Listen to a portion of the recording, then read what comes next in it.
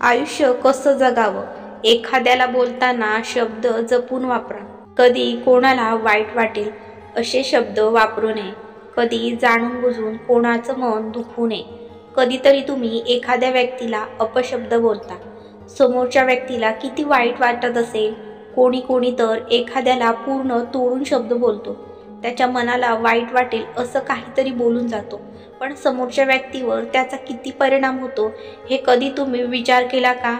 कधीतरी माणूस आपल्या फालतू स्वार्थापायी दुसऱ्याचं किती वाईट करतो. त्याला त्रास होईल असं वागतो. पण एक मात्र आहे, देवानं आपल्याला जन्माला घातलं, तो प्रत्येकाला त्याच्या करणीची शिक्षा कधी ना कधी तरी नक्कीच देईल. फक्त तुम्ही चांगली कर्म करत जा. देव तुम्हाला तुमच्या चांगल्या वाईट कर्माची शिक्षा जरूर देईल. एखाद्याला बोलताना शब्द जपून वापरा.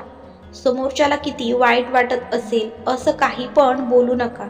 जर तुमचं कोण वाईट करत असेल तर बिलकुल घाबरू नका. त्याने जे काही वाईट केलं आहे त्याची शिक्षा त्याला देव देणारच. शिक्षा देव एक दिवस नक्कीच देईल.